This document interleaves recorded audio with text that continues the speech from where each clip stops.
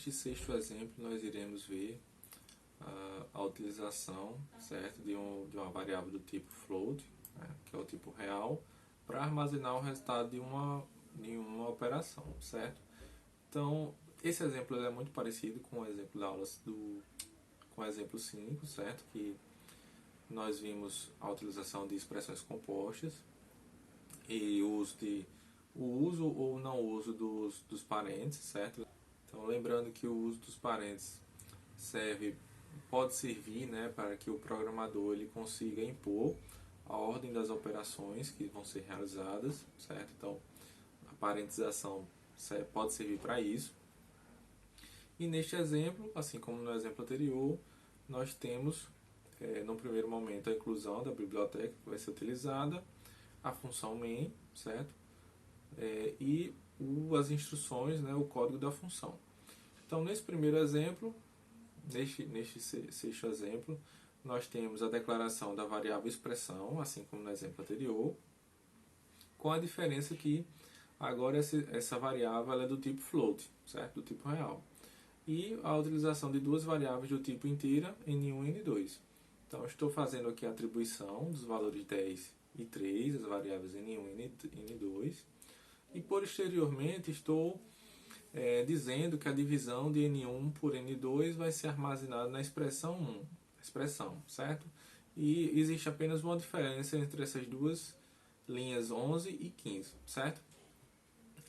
Por padrão, a linguagem C ela entende que a operação entre dois números inteiros resulta em um número inteiro, certo? Então, quando a gente divide o 10 por 3, o resultado dessa operação na linha 11 resulta no valor 3, certo? E não no valor real 3.3333 e assim sucessivamente.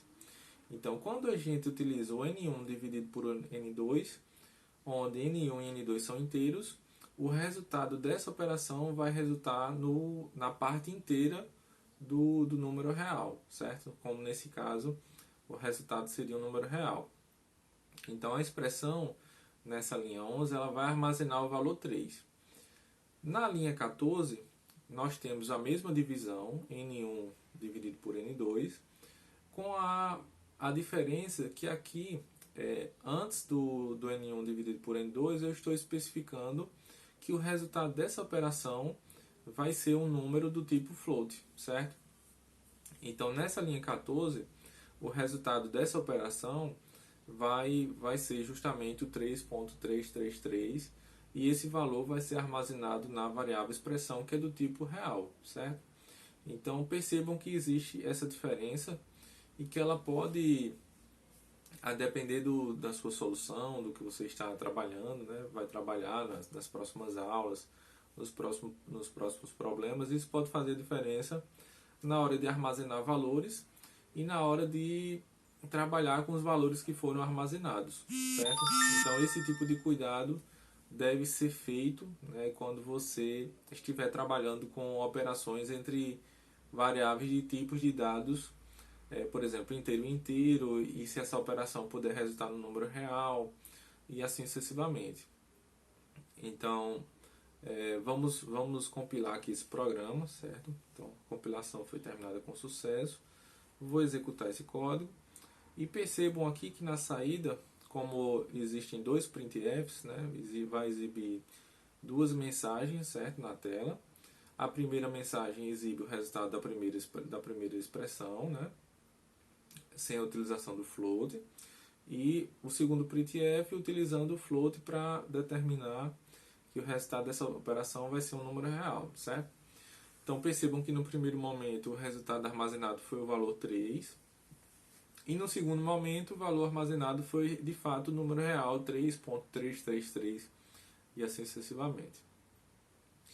Certo, pessoal? Então, é importante, certo, frisar que as operações entre alguns tipos de dados exigem algum cuidado adicional, ou podem exigir, certo? Não necessariamente exigem.